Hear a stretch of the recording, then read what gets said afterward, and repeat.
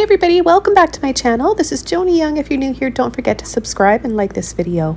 Today I'm going to be showing you step by step how to paint this rainbow landscape with a waterfall.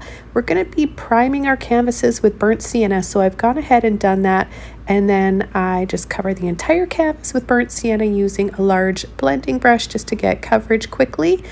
Then I'm going to make sure it's dried off completely first before I begin this painting today. So I'm using Arteza for my burnt sienna, just in case you guys are curious about what brand of paint I'm using. And I've got a really large Filbert brush that I'm using to pull that paint around and cover the canvas with. It's number 50, and it took about 1 to 2 coats. It depends on how rich and dark you want your underpainting to be. I've also got a couple other colors here, black and sap green or hooker's green. I've got my big jar of titanium white. I go through so much white, so I just get it in bulk now in a big jug like that. I've also got some neon luminous yellow warm, some neon red, and of course there's going to be a few other colors along the way, and I'll list them all and mention them throughout this video. So beginning with some white paint, a wet paint brush. I'm using a flat brush for this. I'm just going to start the beginning stages of my sun rays here that are going to be right above and behind the waterfall.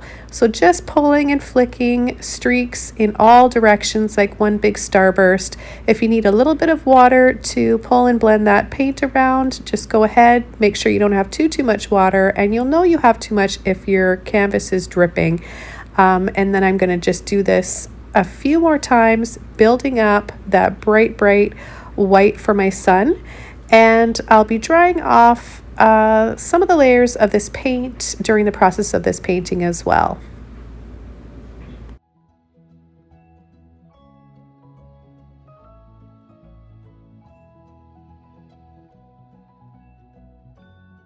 Okay, so I've done my first stages of my sun rays. I'm going to leave those for now, let them set in the canvas and dry a little bit. I'm going to switch over to a number 12 Filbert brush or flat brush. You can use either one. I'm using a flat brush here actually. It's a little bit wet. I've got my turquoise paint, and I'm going to just line up right underneath that sun, and I'm just going to pull to the center, slide, pull, and drag and flick down off towards the bottom. And I'm going to go right back in with a little bit of white and go carefully and very lightly over top so that I'm able to still see through the waterfall. I want to see that underpainting. I want to have hints of that burnt sienna showing underneath. So I'll do this a few times, and then I'll slide my brush, just skimming some of that white and a little hint of turquoise in there along the bottom for our little pool and some of the ripples in the water and highlights as well. So on either side, the left and the right on the bottom, it's going to be in shadow a little bit more, so it's going to gradiate from dark to light, from the outside dark getting lighter towards the center. I'll gently pull and flick up and make it look a little bit blurry and fuzzy on the bottom for that fine soft mist, that gentle mist that you get at the bottom of a waterfall. So I'll continue to do this until I get the nice highlight that I want and the amount of highlights that I want on those little ripples. I'll leave that for now, come back to it later, let it dry a bit. I'm going to start coming in with my bushes and my foliage using this large oval type of mop brush, and it's by Princeton. These are excellent brushes, and I got a few different sizes from Michael's in Canada, so you can definitely get them online on Amazon. You can find these at just about any art store and online. So tapping into a little bit of my both black and green. I've got sap green or hooker's green. Any deep dark green will be perfect for this base. And I'm gonna just push and tap, leaving some spaces. So you definitely want to see that underpainting in between. So you can just do maybe 3 big bushes on either side if you want, or make a few different smaller ones or different sizes, as long as you have a little bit of that burnt sienna peeking through. And that's also really complementary. That burnt sienna has got that nice reddish tinge to it and hue to it that looks very complementary to this rich dark green that we've got in this painting, as well as the turquoise. So I'm going to add a little bit of that black and green along either side of the pool down here on the bottom, and then gently pull and flick, wiggle around with my brush, taking advantage of that nice thin flat end to create some little branches and twigs. and maybe some little tiny tree trunks there coming up along the side and the edge of the canvas. I'll pull gently in for some little ripples in the water and shadows, and then from the very bottom, the base of that waterfall, line my brush up, pull and flick up for another little bit of shadow there along the bottom.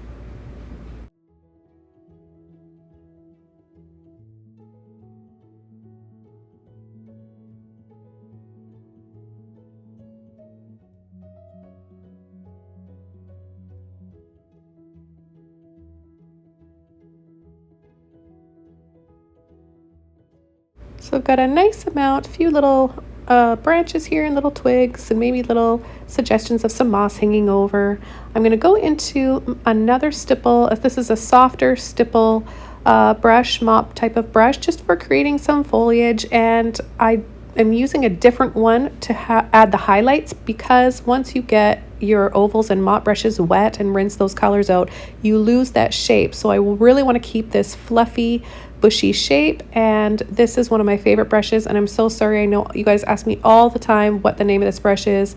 I got it years ago, and that just shows you what an excellent brush it is, because I've never had a hair or a bristle come out of it.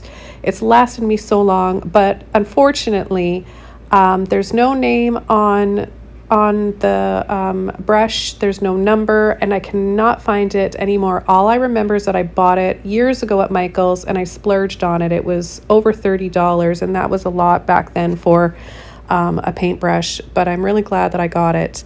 Anyways, I am using my cadmium yellow, lightly tapping it over that green, and I'm focusing on tapping it towards the center of the painting, where that light, where we're being drawn into our focal point, is this waterfall, that beautiful sun above, and we really just want to accent that by adding bright yellowy, that cadmium, beautiful buttery yellow highlight to these bushes on either side of the waterfall. You can pick up a little bit of white and add that as well. Now you see I've got my flat brush here that I'm using with the same highlight colors, the yellow, the white, and I'm just lightly pulling and flicking, tapping to create a little bit of a different type of texture there. So maybe we've got moss covered twigs kind of dangling down, cascading, maybe some ferns, vines hanging down as well. So it's kind of nice to change up the foliage that you have in a landscape. So easily you can do that by using your brush a different way, or using a different brush altogether like I did. With what's left over in my brush, I'm going to just use that to pull in carefully from the outside of the canvas, gently pulling and flicking in towards the center. It's just a really nice soft yellowy green that I thought I would play around with and see how it looked with this, with the sun rays. And I like it so far, but I'm going to be adding many more layers to the sun rays, really building up that magical glow. And then of course adding that rainbow in later on. So I'm just going to soften here at the bottom, blend out a little bit more, and add some more reflections in the water, very soft, by gently pulling and flicking some of that dark green and black. And then wiggling in a little bit of turquoise. Maybe there's a little bit more of a pool back there, and possibly a little bit of a beach area. Maybe we've got a nice little cove, secret cove down there. I'm going to add a little bit more white to my waterfalls. You know, as the paint sets in and dries, it tends to dry a little bit duller and darker. And something that you can do to help prevent that is applying a coat of 1 to 2 coats of gesso to your canvas, just to prep it. It will keep your colors brighter and more vivid. And then I'm just going to come in here with a little bit of my neon red. So I've got a bit of water on my brush and a bit of neon red. This is my Luminous series by Holbein. It's a really, really nice brand of paints, and it's the only neon paints that I use and I recommend. Not sponsored by them, not affiliate or anything. I just really love their products, and I want to share my favorites with you guys so that you guys can enjoy painting as much as I do. So their viscosity is wonderful and their light fastness is excellent. Light fastness just means that from years to come, it'll still be neon and it's not going to fade away. So that's something to keep in mind when you're buying neon or luminous paints. If you get the cheaper brands, they're going to be neon today. They're going to look good right now, but next week or next month or a year from now, I don't know, it depends on what brand you're getting, but you need to look at that. It should say there'll be a number on the back, but you can find out a little bit more about that if you Google it online.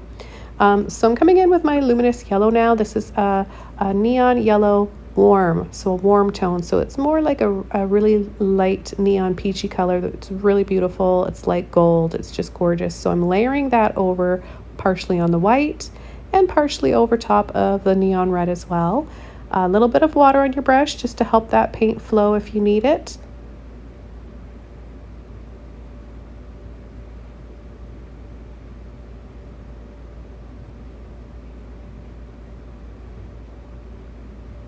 So I'm going to keep adding my luminous yellow and little bits of white until I achieve the softness and that glow that I want to get. So you can just keep layering over and over as much as you want, adding a little bit of water here and there if you need to until you get that nice soft glow.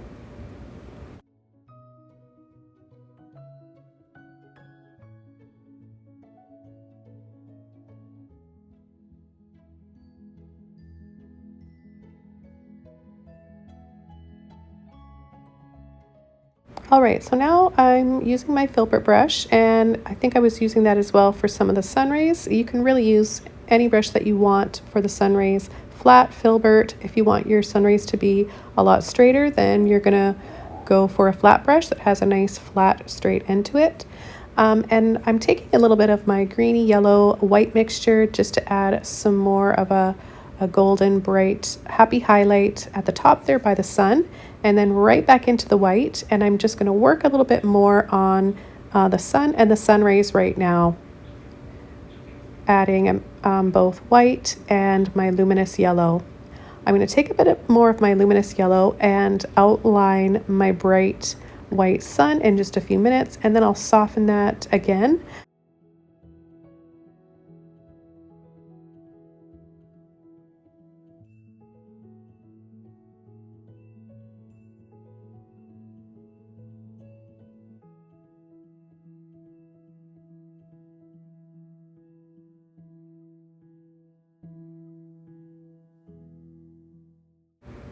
So I'm going to pick up some more of my titanium white now, just the white and a pretty thick amount, and I'm just going to come over here and create a half circle shape just to begin, and then just line it up right where that waterfall begins.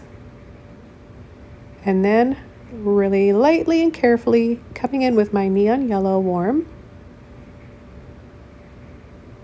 just tapping lightly and outlining, and then pulling and flicking off using that yellow I just added there to flick off with to create more warmth to my sun rays.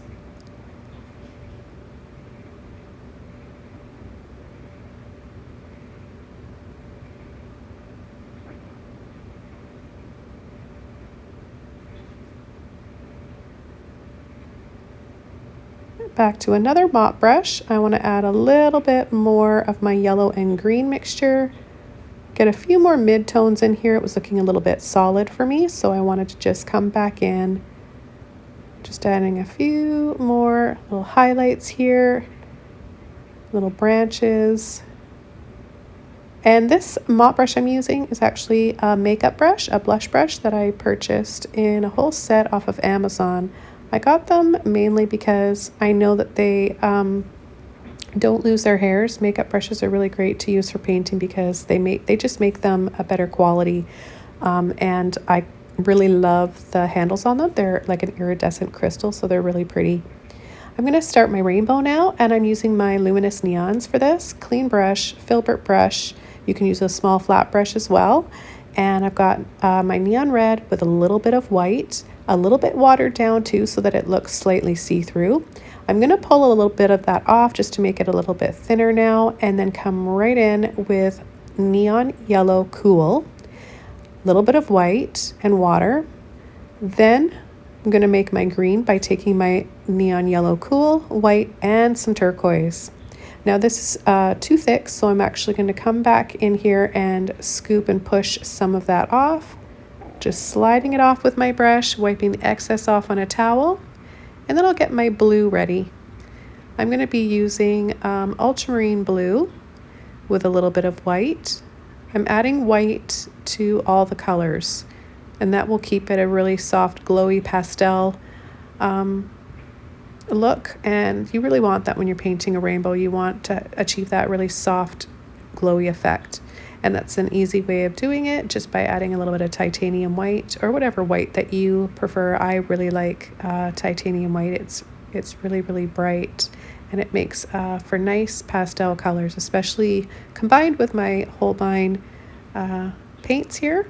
So I'm going to come back in and just do a really thin coat of a thin line of my blue, as well as that turquoise. And I'm using, you can use any blue that you want. You can use phthalo blue. I made this a little bit too thick again, so it's kind of hard to decide sometimes when you're painting rainbows how wide you want your rainbow to be. So I thought I was going to start making it a little bit wider there, and then I decided to match it up with the other colors and just pull some of that off. And I want to make it look kind of soft and faded on either end, so you can't really see where it starts or ends. And then I'm going to be using some of my luminous rose with a little bit of white over, and then I line it up over top of part of the previous color. Now I have quite a few videos on how to paint rainbows. Have a look in my playlist. I will add links below this video as well. Here's my luminous rose. It's from Holbein as well. It's a beautiful, beautiful color, and it makes you can just see there, it's a gorgeous violet that it makes when you add a little bit of white to it. And yeah, every time I add a color to my rainbow, I'm slightly going over the previous color that I had there. That way you get a few other colors in between, and they all flow really nicely together.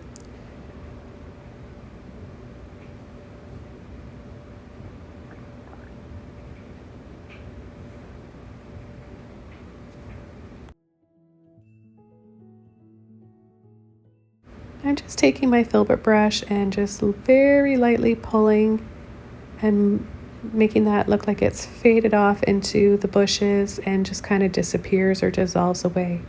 Then I'm going to go back in and get a very thin, tiny amount of white, a bit of water on my brush, and a bit of that luminous rose. I'm going to just dust along the bottom, adding a thin layer of mist or fog, just something pretty down here. I thought it just needed this, and I can't really explain why I decided to do or add the colors that I do in my paintings, but for some reason something told me, my intuition I guess, just to take a little bit of this luminous rose and white and blend it out along the bottom of the waterfall. And I think that looks quite pretty. It's very subtle, but you can see that it's there, and it's a nice color. It looks nice with turquoise. It looks nice with the green around. And yeah, that's it, guys. This painting is all done. I hope you really enjoyed watching this, got inspired. Don't forget to subscribe to my channel for more. Check out my links below if you'd like to join Patreon, where you'll get early access to videos, extra content, lots of one-on-one advice, plus giveaways. So have a wonderful day, happy painting, and I'll see you all very soon in another video. Bye!